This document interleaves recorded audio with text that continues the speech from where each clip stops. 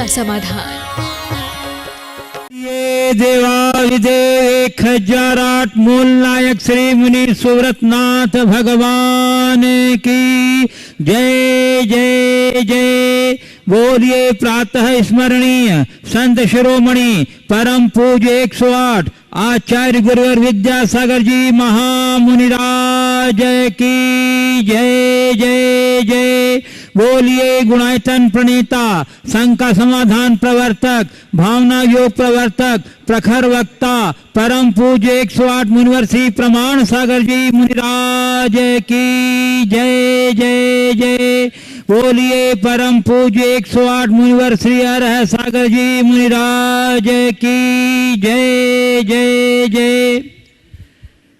प्रिय दर्शकों, पारस चैनल, जिनवाणी चैनल एवं प्रमाणिक ऐप के माध्यम से प्रसारित होने वाले आज के शंका समाधान के इस कार्यक्रम से जुड़े देश एवं विदेश के सभी दर्शकों और श्रद्धालुओं का, श्रोताओं का मैं हार्दिक अभिनंदन करता हूं। मैं आपको लिए चलूं शंका समाधान की ओर। इसके पूर्व रोज की तरह हम लोग सामूहिक रूप से पूज्य देव के चरण कमलों में त्रिवार नमोस्तु निवेदित करते हुए उनके मंगल में आशीर्वाद से अपने को अभिषिक्त कर कृतार्थ करेंगे। तो चलिए हाथ जोड़िए, मस्तक झुकाइए और बोलिए मेरे साथ, नमोस्तु गुरुदेव, नमोस्तु गुरुदेव, नमोस्तु गुरुदेव। बोलिए मुनिवर श्री प्रमाण सागर जी महाराज की, मुनिवर श्री हरहर सागर जी महाराज की। पूज्य गुरुदेव, आपकी आज्ञा और अनुमति से मैं अपने दर्शकों और श्रोताओं को शंका समाधान की ओर लिए चलता हूँ। प्रथम प्रश्न के लिए पूज्य गुरुदेव कटंगी जबलपुर से गाथा जैन कह रही हैं, महाराज श्री ऐरावत हाथी का विस्तार जो त्रिकालवर्ती महापुरुष शास्त्र में बताया गया है, तो वह तो कल्पना मात्र है या वास्तव में होता है? जैसे प्रत्येक दांत में सरोवर, उसमें कमल और पाखुड़ियों पर देवियां नृत्य करती हैं, यदि सब होते हैं तो हाथी जब चलता है तो उन सब को कोई बाधा होती होगी, या जब हाथी मरता होगा तो वे सब मर जाते होंगे? कृपया समाधान करें। और गुरुदेव, क्या गुणायतन में इस प्रसंग को भी साकार रूप में दिखाया जाएगा? देखिए, ऐरावत हाथी का जो वर्णन है मूलतः आदि पुराण में बहुत विस्तृत वर्णन, उसे 32 सूंड वाला निरूपित किया गया और 1,00,000 योजन उसका विस्तार है। 1,00,000 योजन संपूर्ण जम्बूद्वीप के बराबर, और ये उसका विस्तार है ऐरावत हाथी का। पर ये विक्रिया से है। इतना विस्तार वो धरती पर नहीं करता, स्वर्ग से उतरते समय रास्ते में होता है। धरती का तो उतना विस्तार ही नहीं है। तो उसमें ये देवों की विक्रियाजन लीला है। तो आपको दिख रहा उसकी आँख, उसके दांत, आँखों में नहीं दांतों में सरोवर है, सरोवर में कमल है, कमली में देवियाँ नृत्य करती हैं, नर्तकियाँ नृत्य करती हैं। तो जब 1,00,000 योजन का हाथी होगा तो उसके दांत कितने बड़े होंगे तो ये समझ लो। और उसी दांत में छोटे छोटे सरोवर होंगे, उसमें कमलियाँ खिली होगी, कमलियों पर देव की नर्तकियाँ नृत्य कर रही होंगी। और देव लोग बड़े संतुलन वाले होते हैं, वो भी विक्रिया से नृत्य करते हैं। तो एक अलग वैभव होता है जो दिखता है, और ये काल्पनिक नहीं है, ये यथार्थ है। लेकिन ये भगवान के कल्याणकों के रूप के काल में ही इंद्र के वाहन के रूप में ऐरावत का प्रयोग होता है और वो आता है। आपने पूछा गुणायतन में भी इसका कोई रूप देखने को मिलेगा? बेहतरीन ऐरावत दिखेगा आपको, आपको चिंता नहीं करना। जैसा शास्त्र में ऐरावत का वर्णन है, उसी ऐरावत के जीवंत रूप को आप वहाँ देखेंगे जब वो आएगा। और वो भी जब 270 डिग्री के स्क्रीन पर आप देखेंगे तो एक अलग ही अनुभूति होगी। अब उसके लिए आपको अभी प्रतीक्षा करनी होगी। पूज्य गुरुदेव, रीठी कटनी से कुमारी मयूरी जैन कह रही हैं, महाराज जी, जब हम किसी स्टार सेलिब्रिटी आदि के फैन होते हैं तो फेसबुक, इंस्टाग्राम आदि के द्वारा उनको फॉलो लाइक करते हैं और इन सब के द्वारा उन्हें बताते हैं कि हम आपके फ़ैन या फॉलोवर्स हैं। पर महाराज जी, हम आपको कैसे फॉलो लाइक करें, कैसे लिंक बनाएं कि जिससे हमारी भावना आप तक पहुंच जाए? कैसे बताएं हम आपके भक्त हैं, आपका दर्शन चाहते हैं, आपसे मन की बात कहना चाहते हैं? गुरुदेव, संग का समाधान के द्वारा हर प्रश्न हमारा आप तक पहुँचे, ऐसी सबकी किस्मत नहीं। महाराज जी, बहुत लोगों को मैंने देखा है जो आपसे समाधान के लिए परेशान हैं, उन्हें समझ में नहीं आता महाराज जी तक अपनी बात कैसे पहुंचाएं, क्योंकि सबके प्रश्न आ जाएं ऐसा पॉसिबल नहीं है।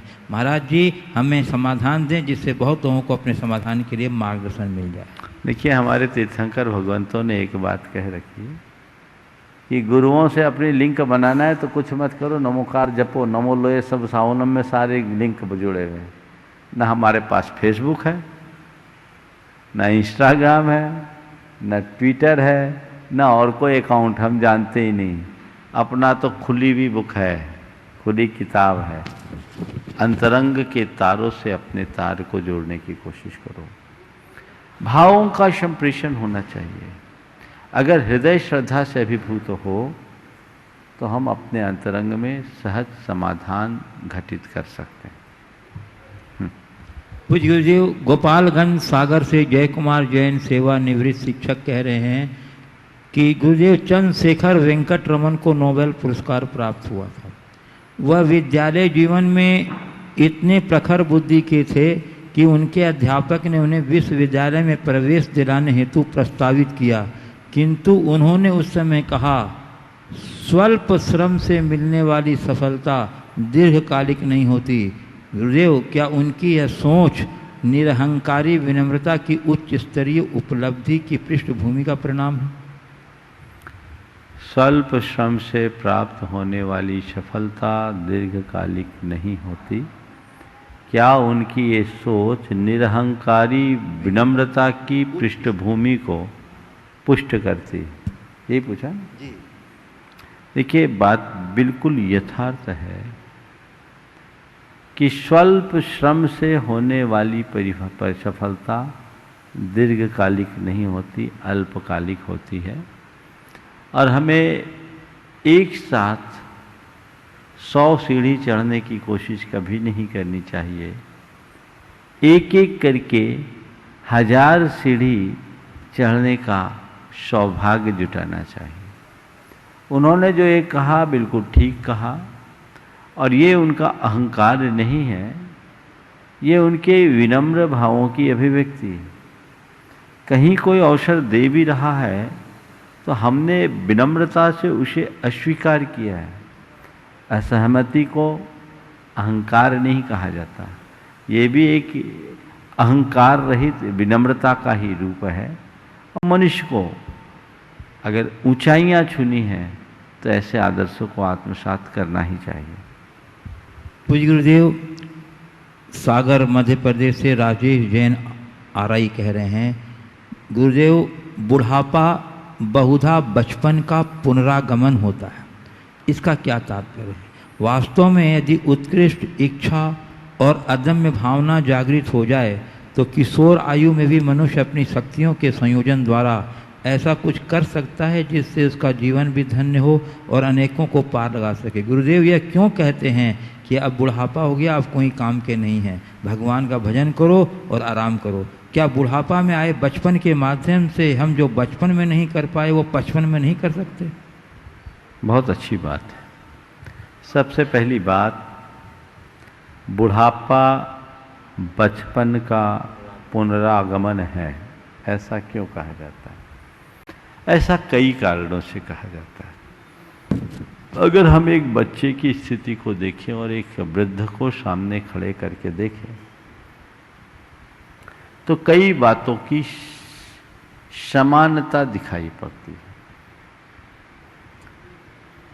बच्चा चल नहीं पाता तो बूढ़े में भी शक्ति नहीं होती। बचपन में बच्चे को चलने के लिए सहारा चाहिए होता है तो बुढ़ापे में भी व्यक्ति को चलने के लिए सहारा चाहिए होता है। बच्चे के दांत उगे नहीं होते हैं और बूढ़ों के दांत टिके नहीं होते हैं। बच्चा भी लार बहाता है और बूढ़ों के भी लार बहते हैं। बच्चों की बाल उगे नहीं होते और बूढ़ों के बाल टिके नहीं होते, सिर सफा चट्ट रहता है। बच्चों में कुछ समझ नहीं होती और बुढ़ापे में कोई स्मृतियां नहीं होती। तो इन सब लक्षणों को देखते हुए हम ये कह सकते हैं कि बुढ़ापा एक प्रकार से बचपन का पुनरावर्तन है। आपने कहा कि जैसे किशोर उम्र में अपनी शक्ति को संयोजित करके हम उत्कृष्ट प्रतिमान उपस्थित कर सकते हैं, तो क्या बुढ़ापे में ऐसा नहीं हो सकता? हो सकता है। हर वृद्ध के साथ ऐसा हो कोई नियम नहीं। जो व्यक्ति अपने जीवन के आखिरी क्षणों तक जिंदा दिली रखता है, नियमित दिनचर्या रखता है, स्वावलंबन पूर्ण जीवन जीता है, बड़ी सोच रखता है, व्यक्ति अपने उम्र के अंतिम पड़ाव तक सक्रिय बना रहता है, अपनी स्मृतियों को संजोए रखता है और वो उम्र जन दुर्बलताओं से ऊपर उठ जाता है। ये जो बात कही गई है ये सामान्य बात है, सबके लिए ऐसा लागू हो ये कोई जरूरी नहीं। कई बच्चे बचपन में भी विलक्षणता से युक्त होते हैं, ऐसे ही कि कई बुजुर्ग भी ऐसे होते हैं जो बुढ़ापे में भी जिंदा दिली से भरे होते हैं। तन किंचित अशक्त भी हो जाए फिर वे अपने मनोबल के बल पर ऊंचे ऊंचे कार्य प्रस्तुत कर देते हैं।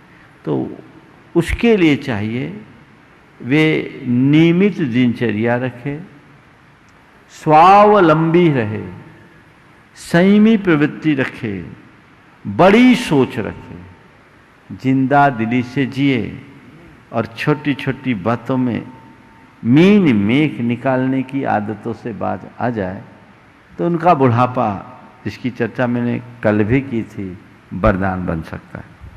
पूज्य गुरुदेव, श्रीमती पुष्पलता जैन आगरा से कह रही हैं, गुरुदेव हमारे बहन एवं बहनोई गुणायतन ट्रस्टी श्रीमती मंजू जैन एवं श्री भानु प्रकाश जैन कानपुर निवासी पिछले 3 दिनों से कोरोना के कारण अस्पताल में भर्ती हैं।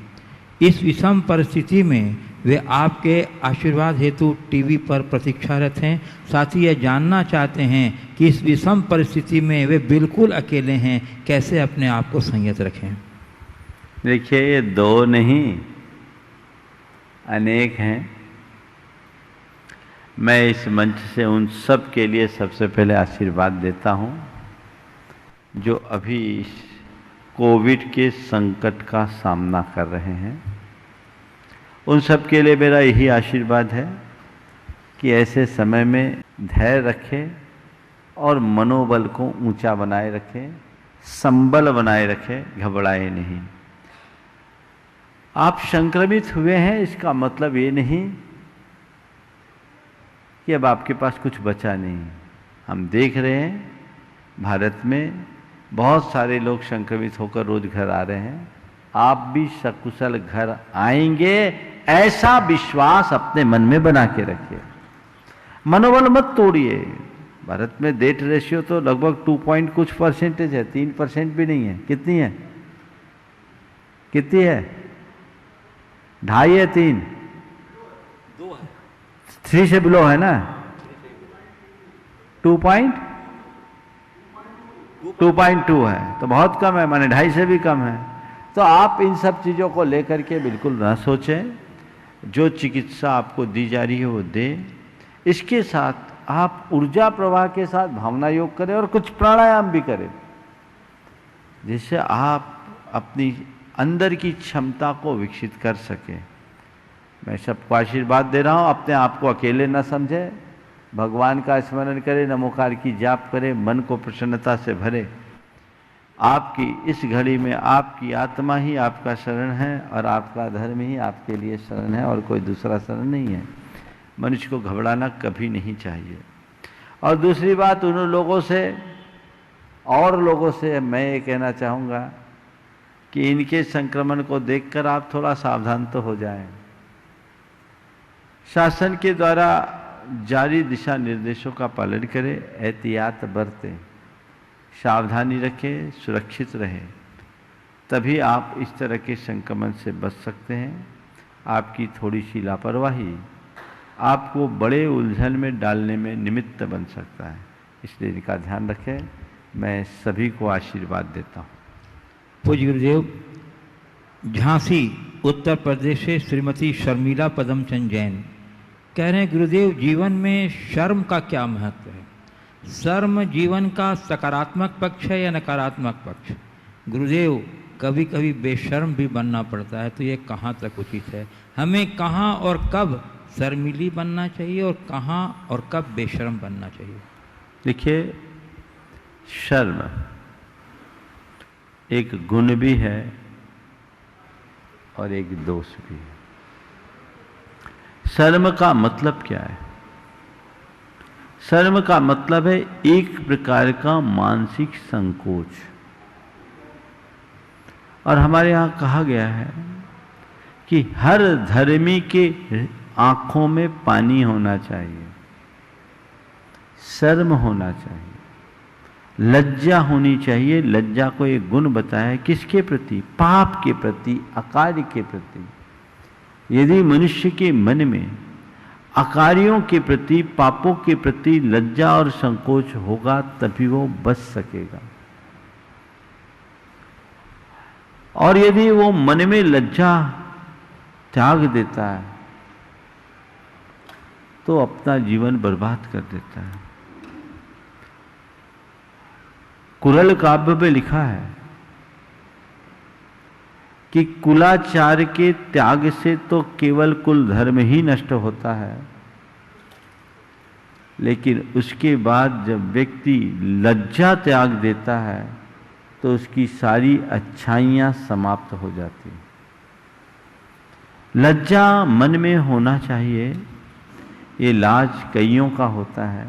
अगर ये संकोच हो तो हम उनसे बहुत आसानी से बच सकते हैं।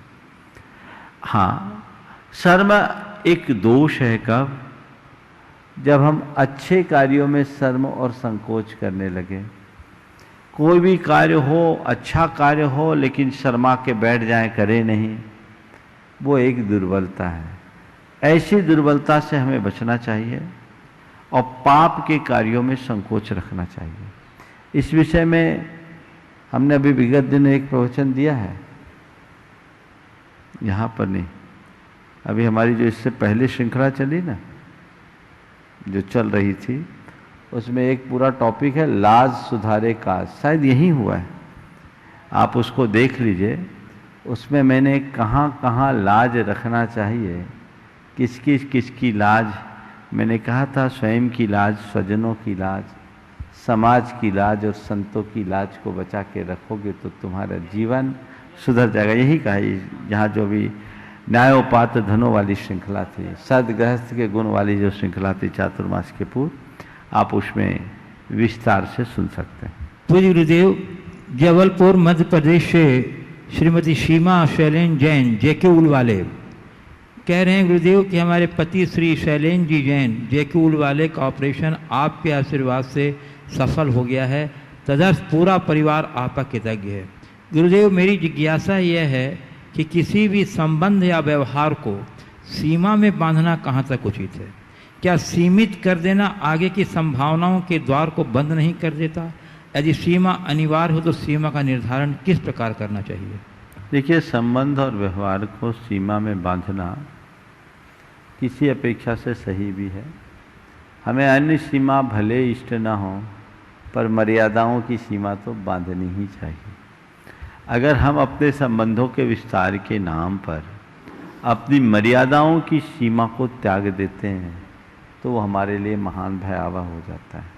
तो हम मर्यादाओं की सीमा में बंधें और यही हमारे जीवन को आगे बढ़ाने में सहायक होता है।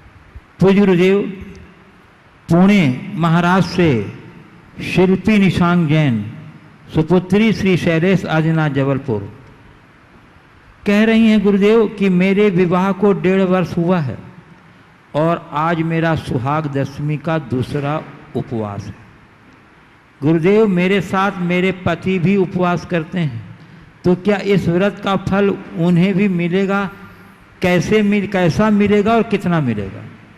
पहली बार मैंने सुना है कि पत्नी सुहाग दशमी का व्रत कर रही हो। कुछ लोग कलश दशमी भी बोलते हैं ना, तो ओ कलश दशमी, सुहाग दशमी, टिकल दशमी, न जाने कहाँ कहाँ क्या नाम है, कोई भी हो। अब पत्नी उपवास कर रही हो और पति उसका उपवास के साथ साथ दे रहा है, मैं उसको बहुत बहुत साधुवाद देता हूँ और पतियों को प्रेरणा देना चाहता हूँ कि कम से कम अपनी पत्नियों का इस तरीके से साथ दो और आगे बढ़ो। रहा सवाल पुण्य किसको मिलेगा, देखो मैं तो ये कहता हूँ, तुम जितना व्रत तप करोगे तुम्हारा पुण्य गाढ़ा होगा। अब पत्नी अगर चाहती है कि मेरे पति, मेरा सुहाग सुरक्षित रहे, तो उसके तपाराधन मात्र से उसका सुहाग सुरक्षित नहीं होगा, उसका सुहाग तो उसके पति के पुण्य से सुरक्षित होगा। तो पति जितना पुण्य का कार्य करेगा, पत्नी का उतना भाग्य जागेगा। इसलिए पतियों को पुण्य के कार्य में लगना चाहिए, पत्नी के भरोसे नहीं बैठना चाहिए। ये उसका पत्नी के प्रति एक सकारात्मक सहयोग होगा। महिलाएं जितना व्रत उपवास करती है, पुरुषों में व्रत उपवास की प्रवृत्ति देखने को नहीं मिलती। उन्हें करना चाहिए। गृहस्थों के धर्म में 4 धर्म बताएं, दानम पूजा शील मुवासो सावियानम चौ बिहो धम्मो। दान, पूजा, शील और उपवास ये श्रावकों के 4 प्रकार के धर्म हैं। तो आप इनका पालन करो, दान, पूजा, शील, उपवास। शक्ति के अनुसार ये अभ्यास करना चाहिए। पुरुषों ये मत सोचो कि मुझे मोक्ष का लाइसेंस मिला हुआ है, आगे बढ़ना चाहिए। और ये और लोगों के लिए प्रेरणा है, सबको आगे बढ़ना चाहिए। पूज्य गुरुदेव, मैं आपकी अनुमति से यहाँ कुछ उपस्थित जिज्ञासुओं को आमंत्रित करना चाहता हूँ। श्रीमती ममता रानी देवेंद्र कुमार जैन, शास्त्री परिवार, कटनी। देव कुमार जी जैन, हाँ। और जब तक वो आ रहे हैं गुरुदेव, एक प्रश्न है, कटनी से ही है, डॉक्टर अखिलेश जैन का। वो कह रहे हैं कोई सराहना करे या निंदा, लाभ हमारा ही है, क्योंकि सराहना प्रसन्नता देती है और निंदा सावधान होने का अवसर। पर गुरुदेव निंदा की स्वीकारता कभी सहज नहीं हो पाती, तो गुरुदेव निंदा के क्षण में भी हम प्रसन्न कैसे रहें? मैंने एक दिन अपना प्रवचन दिया, आलोचन से लोचन खुलते हैं सो स्वागत। गुरुदेव का हाइकू है। अगर निंदा हमारे जीवन की प्रगति का आधार है तो उसके लिए हमें स्वागत करना, पर ऐसा तभी हो पाएगा जब व्यक्ति के अंदर सहिष्णुता हो, निरभिमानता हो, आत्मदृष्टि हो।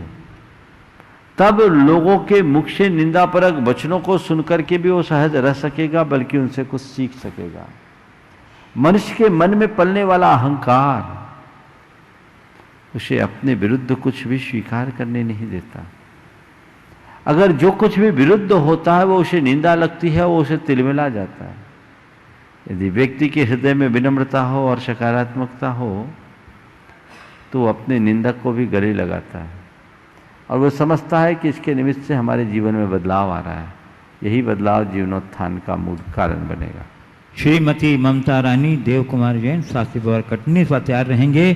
श्री सुनील कुमार जैन सोनू, महामंत्री दिगंबर जैन सोशल ग्रुप, कटनी। हे गुरुवर, नमोस्तु। मेरा और मेरे परिवार की तरफ से बारंबार नमोस्तु। वृद्धावस्था के कारण यदि घर का कोई अपना ही धर्म से अपने व्रतों से चलायमान हो रहा हो तो घर के अन्य सदस्यों का क्या कर्तव्य होता है, उन्हें कैसे धैर्य एवं व्रतों में स्थित करना चाहिए? देखिए, उम्र जन दुर्बलता है। वृद्धावस्था में बहुत सारे लोगों के साथ मति भ्रमात्मक स्थितियां बन जाती हैं। मेरे सामने ऐसे ऐसे प्रकरण भी आए हैं जिन्होंने कभी रात में पानी नहीं पिया और वृद्धावस्था में रात में डब्बा से मिठाई निकाल के खा ली। वो एक प्रकार की बाल बुद्धि होती है। मैंने अभी थोड़ी देर पहले कहा था कि वृद्धावस्था में स्मृति नहीं हो, मति भ्रम।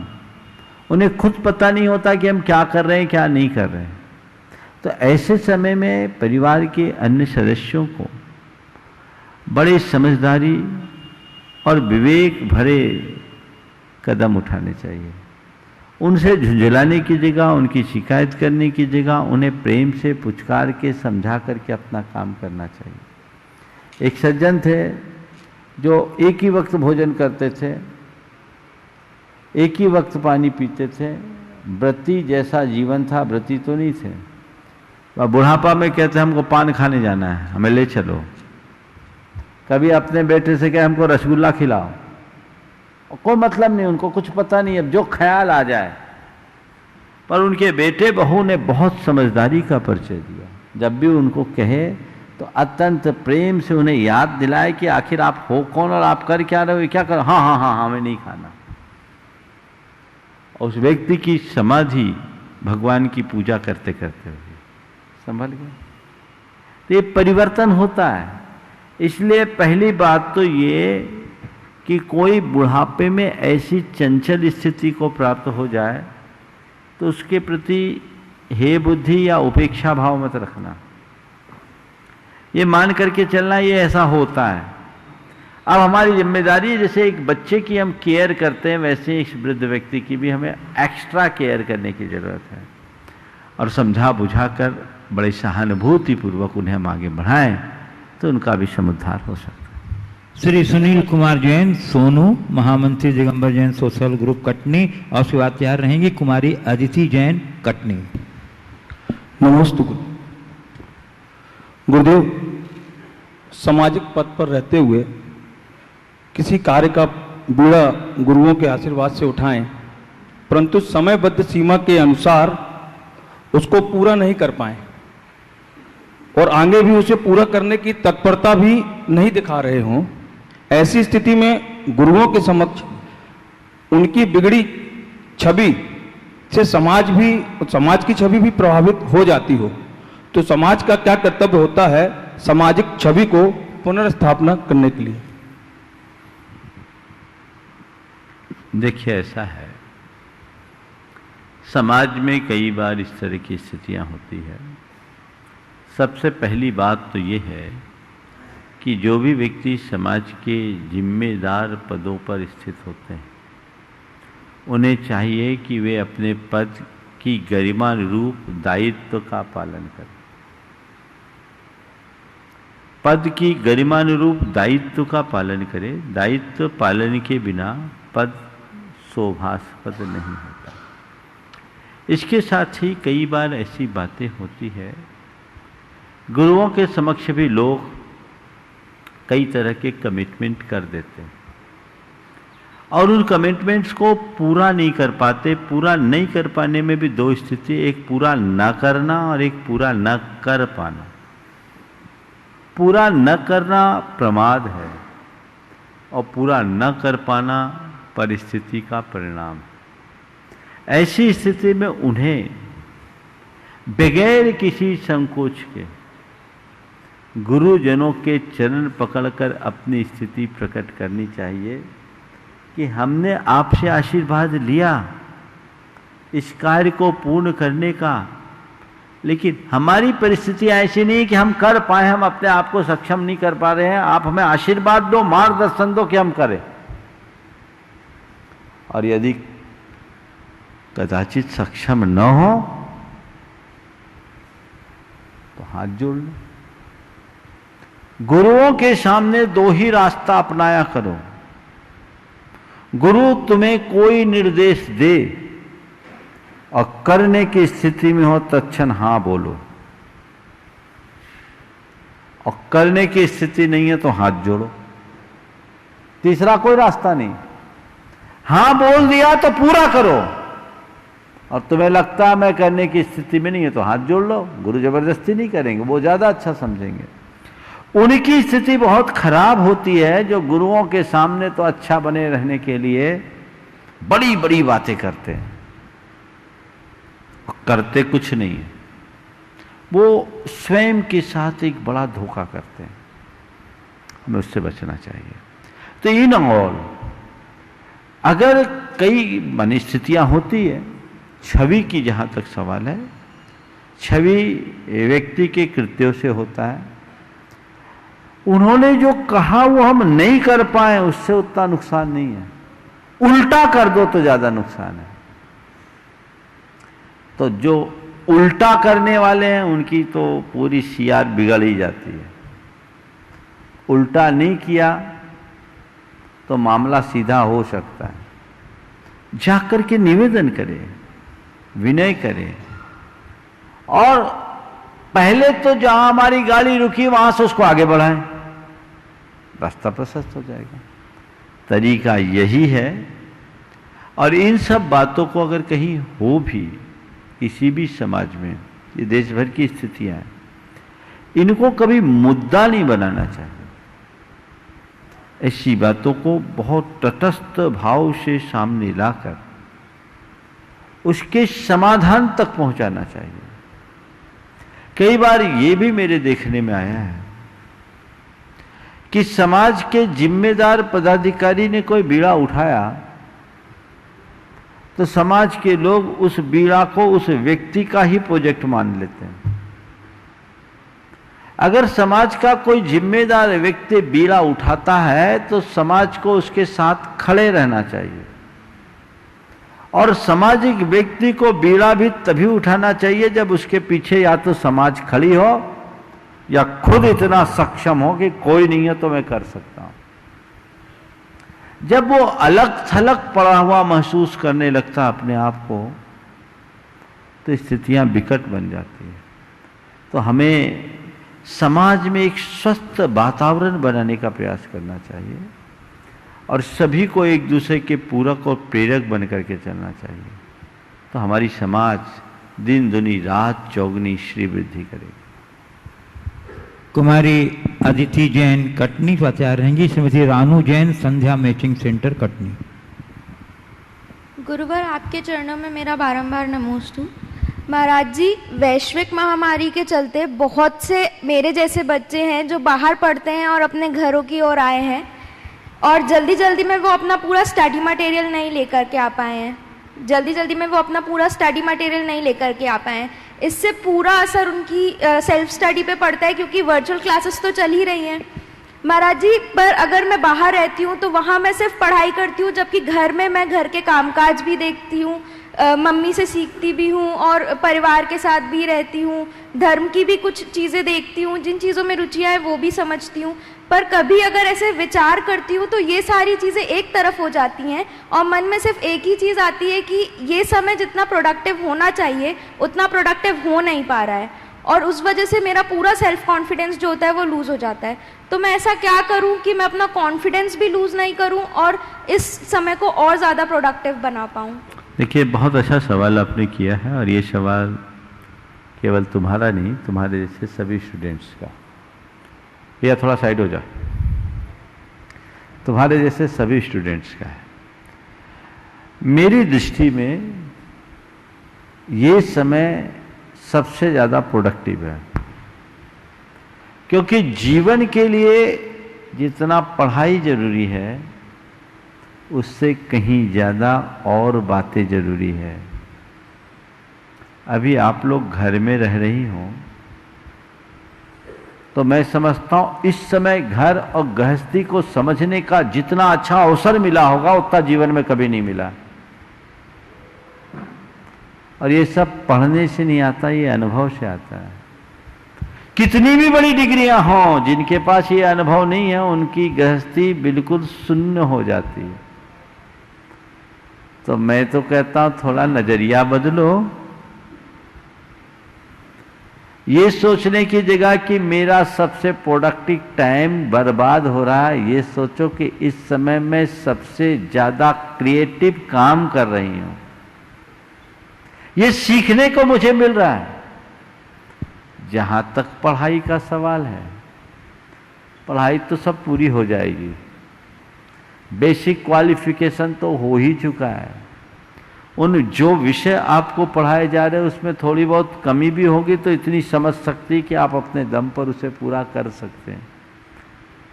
तो किताबों की पढ़ाई के साथ साथ व्यवहार की सीख भी जरूरी है।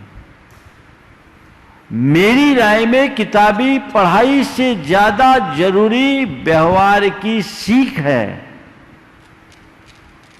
जो अभी बहुत आसानी से मिल रहा है। और मैं सभी छात्र छात्राओं को जो अभी घर में रह रहे हैं, इस कोविड के महामारी के काल को, इस पेंडेमिक दौर को अपने जीवन की एक उपलब्धि बनाएं और घर में रहकर घर को समझने की कोशिश करें और घर का एक अच्छा अंग बने, गृहस्थी समझे। ये आगे तभी काम में आएगी। ज़्यादातर लड़कियां आजकल कुकिंग नहीं जानती।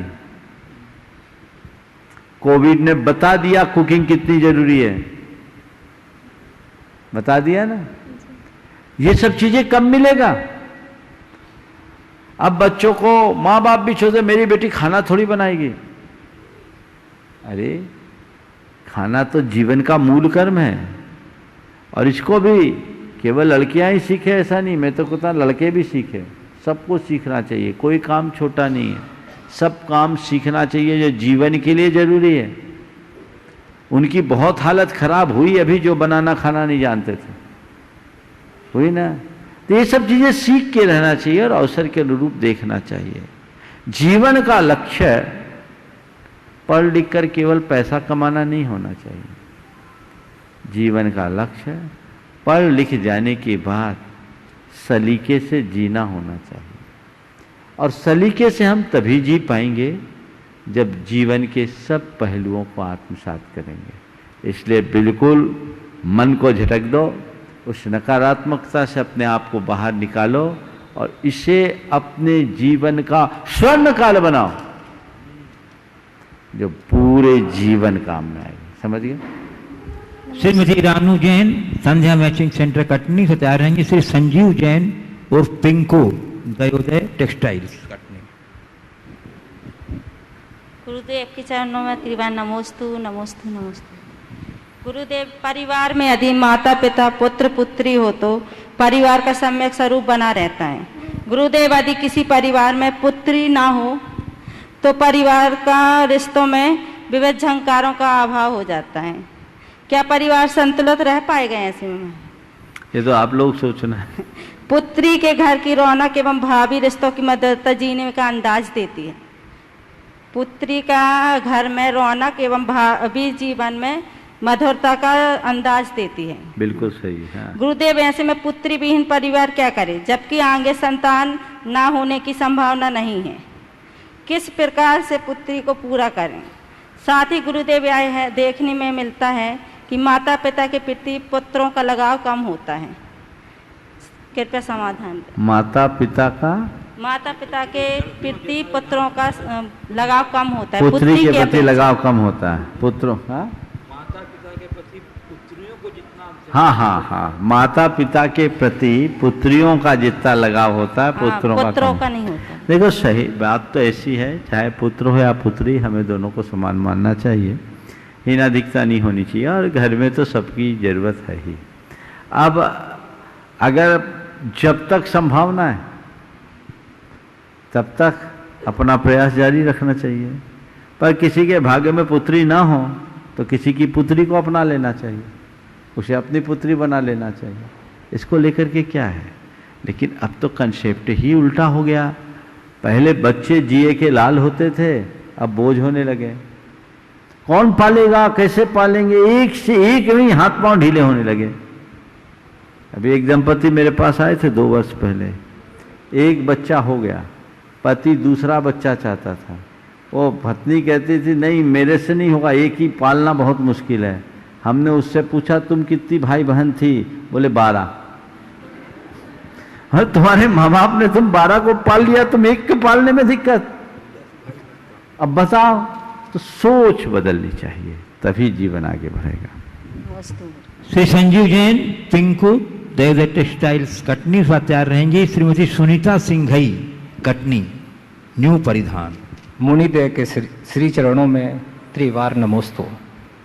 मुनि श्री, वास्तविकता तो यह है कि इस संघ का समाधान में व्यक्ति एक क्वेश्चन लेकर आता है, उसको अनेकों प्रश्नों के जवाब अपने आप मिल जाते हैं। फिर भी मैं एक अपनी जिज्ञासा लेकर आया हूँ। आप कहते हैं सौभाग्य पुण्य से मिलता है, तो सौभाग्यशाली बनने के लिए हमें क्या करना चाहिए? क्या इसके लिए भी किसी प्रकार की बैकिंग चाहिए? इसके लिए भी किसी प्रकार की बैकिंग चाहिए? सौभाग्य पुण्य से मिलता है, और अब सौभाग्य जगाने के लिए क्या करना चाहिए? पुण्य बढ़ाना चाहिए। बैकिंग तो पुण्य की है, और पुण्य को बढ़ाने के लिए क्या करना चाहिए? पुण्य वर्धक क्रियाओं को करना चाहिए। देखो, एक विशेष बात आप सबसे बोलता हूँ। आप गृहस्थों को पुण्यवर्धक क्रियाओं में दो क्रिया सबसे महत्वपूर्ण, पात्रदान, दान और पूजा, इसी से आपका अंतराय टलेगा और इसी में सौभाग्योदय होगा। मैंने अनेक लोगों को निकट से देखा है, वे कहते हैं जब से हम गुरुओं से जुड़े, दान से जुड़े, पूजा से जुड़े, हमारे जीवन का अभ्युत्थान हुआ। दूर मत जाओ, कटनी में ही ऐसे लोग हैं। बिज्जू भाई बोलते हैं, महाराज जी हमारे कैरियर की शुरुआत तो फुटपाथ से हुई, फुटपाथ पर दुकान लगाते थे। आज कैसा पुण्योदय आया कि कभी फुटपाथ पर दुकान लगाने वाला आज भगवान का समोसरण बना रहा है। कितनी बड़ी बात! अपने द्रव्य से संपूर्ण समोसरण का निर्माण। ये पुण्य कैसे बढ़ा, ये अंतराय कैसे कटा? ऐसे एक नहीं अनेक मिलेंगे। मैंने जब तीर्थंकरों के चरित्र को पढ़ा, 24 के 24 तीर्थंकरों के अतीत जन्मों के भवों को मैंने बहुत बारीकी से देखा। वे जब जब श्रावक की पर्याय में हुए, उन्होंने पात्र दान और जिन पूजा जरूर किया। मुनि बने, तपस्या की, लेकिन जब तक वे गृहस्थ रहे, श्रावक रहे, तो पात्र दान और जिन पूजा किया। यही क्रियाएं हैं जीवन को आगे बढ़ाने की। तो इनको बढ़ाओ। अब इनमें आलस करोगे तो कुछ नहीं होगा। तो वो तो चीज है, इस दान, पूजा, शील, उपवास, ये जो 4 धर्म हैं, उनमें दान और पूजा प्रमुख है। बाकी शक्ति के अनुसार शील और उपवास का पालन करो। जीवन तभी आगे बढ़ेगा, केवल बातें करने से कुछ नहीं होगा। श्रीमती सुनीता सिंघई कटनी न्यू परिधान सत्यार रहेंगी। गुणाचन ट्रस्टी श्रीमती संध्या जैन, उपकार एजेंसी सागर। महाराज श्री के चरणों में नमस्तु। गुरुजी, मेरा प्रश्न है, गुरुदेव, जीवन की प्रामाणिकता एवं विश्वसनीयता बनाए रखने में आराधना का क्या योगदान है? इसका स्वरूप कैसा होना चाहिए? क्या हम आराधना के परंपरागत स्वरूप से हटकर उसे कोई नया आयाम दे सकते हैं? तो वो कैसा होना चाहिए ताकि हमारी विश्वसनीयता और प्रामाणिकता कायम रहे? जीवन में विश्वसनीयता और प्रामाणिकता को बनाए रखने के लिए आराधना का क्या महत्व है, और क्या हम अपने आराधना के स्वरूप को नया आयाम दे सकते हैं जिससे कि हमारी विश्वसनीयता और प्रामाणिकता कायम बनी रहे? आपने यही पूछा ना। देखिए, आराधना से आशय मेरे ख्याल से आपका पूजा पाठ आदि धार्मिक कर्तव्यों से है। निश्चित पूजा पाठ और धार्मिक कर्तव्य हमारे धर्म का सबसे स्थूल और बाहरी रूप है, पर धर्माचरण करने वालों की पूजा पाठ की क्रियाएं तभी सार्थक होती है जब उसके जीवन में प्रामाणिकता हो। अगर ऐसे लोग जो भगवान की पूजा भी करे और बेईमानी पाले तो उसकी पूजा अर्चा व्यर्थ है। एक घटना आपको बताता हूँ। आज से लगभग 45 वर्ष पहले कनाडा का एक वैज्ञानिक दिल्ली में रहकर, नाम था उसका स्टीवेंसन, भारतीय संस्कृति पर शोध कर रहा था। वो दिल्ली के एक फ्लैट में रहता था, रात में देर तक शोध कार्य किया करता था, और उसने एक दूध वाले को लगा रखा था। नीचे बोतल लटका देता था, वो दूध वाला बोतल में दूध दे देता था, चला जाता था। वो लेट उठता था और वो प्रायः रोज दूध के बोतल की जगह पानी लेकर जाता था। उसका दूध कोई और निकाल लेता, पानी लेता, या जो भी हो दूध वाला जो दे। उसने पूरा पैसे का भुगतान किया और अपने शोध में उसने एक टिप्पणी की जो सभी भारतवासियों के गाल पर करारा तमाचा बन गया।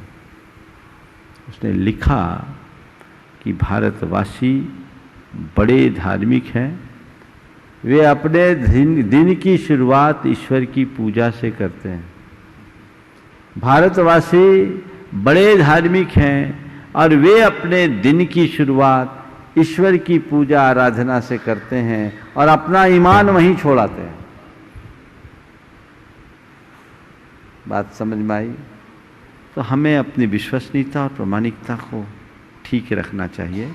वो पूजा अर्थहीन है जिससे में हमारे चरित्र में स्थिरता न हो, नैतिकता और प्रामाणिकता न हो। श्रीमती संध्या जैन, उपकार एजेंसी सागर, और सेवा तैयार रहेंगे अरहन जैन, रायपुर, छत्तीसगढ़। मेरे आराध्य गुरु नमोस्तु। मेरे परिवार एवं इष्ट मित्रों के आराध्य गुरु सभी की ओर से नमोस्तु। महाराज श्री, मैं अपना प्रश्न कल पूछना चाह रही थी परंतु नहीं आया नंबर। महाराज श्री, एक श्रावक के लिए चरम आनंद का क्षण वह होता है जब उसे अपने आराध्य गुरु के परगाहन एवं निरंतराय आहार का सुयोग मिलता है। कल हमें ऐसा ही सुयोग प्राप्त हुआ था। महाराज श्री, इसके पीछे कौन सी भावना कार्य करती है? निश्चय ही गुरुदेव कर्म तो हमें पुरस्कृत करेगा ही, परंतु इस पावन क्षण को एवं आनंद को हम अपने जीवन के उत्कर्ष के का निमित्त कैसे बना सकते हैं? देखो, आहार पलगाहन से क्या आनंद होता है ये अनुभव मेरा नहीं, आप लोगों का है, जो आप लोग जानो। पर लेने वाले के जीवन में क्या आनंद होता वो पूछो तो मैं बताऊं। अभी तुम लोगों को जितना देने में आनंद आता है ना, जिस दिन लेने वाले बन जाओगे जीवन में आनंद कई गुना हो जाएगा। ये गृहस्थों का धर्म है और निश्चित गृहस्थों के जीवन के लिए ये सबसे श्रेष्ठतम घड़ियों में एक होती है और हमें उसे साकार करने का प्रयास करना चाहिए। अरहन जैन, रायपुर, और स्वात्यार रहेंगे श्री रमेश जैन, इंजीनियर, सतना। गुरुवर के चरणों में बारंबार नमोस्तु। गुरुवर, मेरी यह जिज्ञासा है कि आप विधि लेके आहार के लिए नहीं जाते हैं और कई बार आपको विधि नहीं मिलती, उसके कारण आपका उपवास हो जाता है और हम श्रावकों को बड़ी पीड़ा होती है उसके कारण। तो आप विधि लेके क्यों जाते हैं? देखो, ये हमारी एक तपस्या है। हमारे 12 तपों में एक तप होता है वृत्ति परिसंख्यान, और वृत्ति परिसंख्यान हम लोग इसलिए लेते हैं कि आज हमारे पुण्य की परीक्षा है। आहार होना होगा तो हो जाएगा, और किसके यहाँ हम जाएं किसके यहाँ न जाएं विकल्प से बचने के लिए लेते हैं। मिल गया तो ठीक, न मिला तो ठीक, वो तो हमारी चर्या है। श्रावकों को तकलीफ तभी तक होती है जब तक उनको ज्ञान नहीं होता है। जिस दिन उन्हें ज्ञान हो जाता है उस दिन तकलीफ नहीं होती। उन्हें तो इस बात का आनंद होता है कि ये हम गुरु की तपस्या में सहायक बन रहे हैं। समझ गए? श्री इंजीनियर रमेश जैन, सतना, और स्वात्यार रहेंगे ये धर्म भवना समिति के महामंत्री श्री प्रमोद कुमार जी जैन, कक्का, कटनी। नमस्ते महाराज श्री। आराम यदि चाहो तो आराम की तरह, राम की तरफ। कई बार आपके प्रवचनों में आपके माध्यम से सुनने को मिला और मुझे लगता है सभी आराम चाहते भी हैं, लेकिन राम की तरफ जाना कोई नहीं चाहता। तो या तो ये समझा जाए कि राम की तरफ जाने का मार्ग पता नहीं या फिर बहुत बाधा रहित है, बाधाओं वाला मार्ग है। कृपया बताने का कष्ट करें। सब लोग दुर्योधन के वंशज हैं, सभी में दुर्योधनी वृत्ति है। वो कहता है जानामि धर्मम नच में प्रवृत्ति, जानामि अधर्मम नच में निर्वृत्ति। मैं धर्म और धर्म के फल को जानता हूं पर उसमें प्रवृत्त नहीं होता, और अधर्म और अधर्म के परिणाम को जानता हूं पर उससे निर्वृत्त नहीं होता। तो ऐसे जानने से क्या फायदा? जानते सब हैं, मानते नहीं है। सबको पता है कि आराम तो राम में है, जान रहे ना। जिस दिन मान लोगे उस दिन रास्ता बदल लोगे। चाहिए कि हम जो जानते हैं वो जाने नहीं, माने, अंदर से माने, अंतरात्मा से माने, तभी हम उसे जी सकें। श्री प्रमोद कुमार जी जैन कक्का, महामंत्री धर्म प्रवणा समिति, और उसके बाद तैयार रहेंगी ममता देवी जैन, शहडोल वाले कटनी। गुरुदेव के चरणों में अनंत कोटि नमस्तु। हे गुरुवर, नवधा भक्ति करके आहार देने का अनुभव तो हर किसी में होता है। जिसने भी आगम पढ़ा है उसने वो अनुभव को किया है, लेकिन जो अनुभूति होती है वो शब्दों से व्यक्त नहीं की जा सकती। सौभाग्य मिला, आपके चरणों में नमोस्तु। प्रश्न ये है गुरुदेव कि दर्पण में मुख देखते हैं लेकिन दर्पण में मुख होता नहीं। ऐसे ही संसार में सुख देखते हैं लेकिन सुख होता नहीं। बहुत सुंदर। पहली बात तो बड़े निश्चय के साथ, दृढ़ता के साथ व्यक्त करता है, लेकिन दूसरी बात में वो अपने आप को असमर्थ समझता है। ऐसा क्यों, क्या कारण है, ये आपसे जिज्ञासा है। दर्पण में मुख देखते हैं, मुख होता नहीं। संसार में सुख दिखता है, सुख होता नहीं। आपने पूछा है कि ऐसा लोग जानते हैं फिर भी आत्मसात नहीं कर पाते, इसकी मूल वजह क्या है? हमारे जन्म जन्मांतरों की जिस तरह की धारणाएं बनी हुई हैं, उस धारणा के कारण ऐसा होता है। एक प्रकार की भ्रांति है। जैसे जिस व्यक्ति ने जीवन में कभी दर्पण को देखा नहीं, उसे दर्पण में कोई प्रतिबिंब दिखे, पहली बार दर्पण देखने वाला यही मानता है कि ये प्रतिबिंब इसी में है। लेकिन जिसे दर्पण का अच्छे तरीके से अनुभव है, वो जानता है कि भैया ये प्रतिबिंब दिख रहा है नहीं, ये केवल प्रतिबिंब है, ये झलक है, यथार्थ नहीं है। ये झलक है, ये यथार्थ नहीं है, ये ठीक नहीं है। इसी तरह संसार में जिसको अंदर के सुख का पता नहीं है, वो संसार में ही सुख मान रहा है। उसने अभी अंदर के सुख का दर्शन नहीं किया। जिस दिन एक अपने भीतर के सुख के अनुभव का एहसास होगा, उसी दिन उसकी दिशा बदल जाएगी और वो कहेगा संसार में सुख दिखता है पर होता है। श्रीमती ममता जैन, शहडोल वाले कटनी। हे गुरुवर, मेरा और मेरे परिवार की तरफ से बारंबार नमोस्तु नमोस्तु नमोस्तु। मेरा यह प्रश्न है गुरुवर, वस्तु के स्वभाव को धर्म कहते हैं। गुरुदेव, मेरी यह समझ में नहीं आता कि हम हर वस्तु से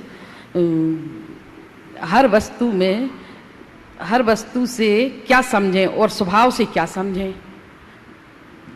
वस्तुएं तो विभिन्न प्रकार की होती हैं, किसमें धर्म माना जाए? वस्तु के स्वभाव को धर्म बड़े व्यापक संदर्भ में कहा गया है।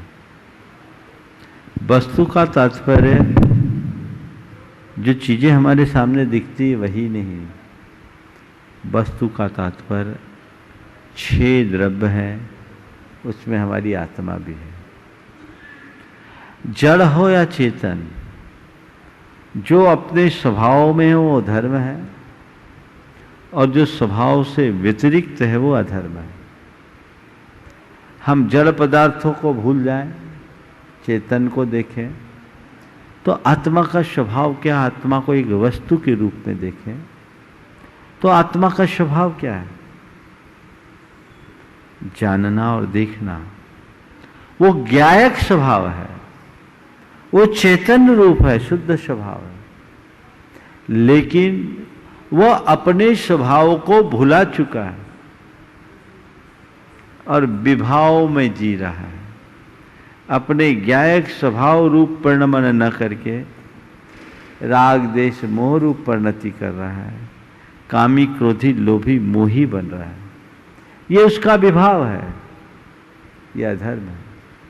जल का स्वभाव शीतलता है, यह उसका धर्म है। पर उसका गर्म हो जाना उसका विभाव है, जो अधर्म है। जल स्वभावतः शीतल होता है, पर गर्म लेने होने के लिए उसे अग्नि का आश्रय लेना पड़ता है। अग्नि के संयोग से जल गर्म होता है। इसी प्रकार आत्मा जब सहज अपने में रहता है तो स्वभाव में रहता है, पर निमित्तों से प्रभावित होता है तो विभाव में हो जाता है। आत्मा के स्वभाव में स्थिर होने का मतलब मोह और क्षोभ से रहित सहज शांत स्वरूप में स्थिर होना, समता में स्थिर हो जाना, यही वस्तु का स्वभाव है। और इसी वस्तु के स्वभाव से हम अपने जीवन का उत्थान कर सकते हैं। बत्तु सहावो धम्मो या धम्मो बत्तु स्वभाव का मतलब यही है, अपने स्वभाव में स्थिर होना, किसी से प्रभावित न होना, राग द्वेष से मुक्त होना। इस प्रकार आज के इस सत्र को परम पूज्य गुरुदेव के चरणों में नमन अर्पित करते हुए यहीं पर विराम। बोलिए परम पूज्य आचार्य गुरुवर श्री विद्यासागर जी महाराज की। बोलिए परम पूज्य 108 मुनिवर श्री प्रमाण सागर जी मुनिराज की। परम पूज्य 108 मुनिवर श्री अरहत सागर जी मुनिराज की।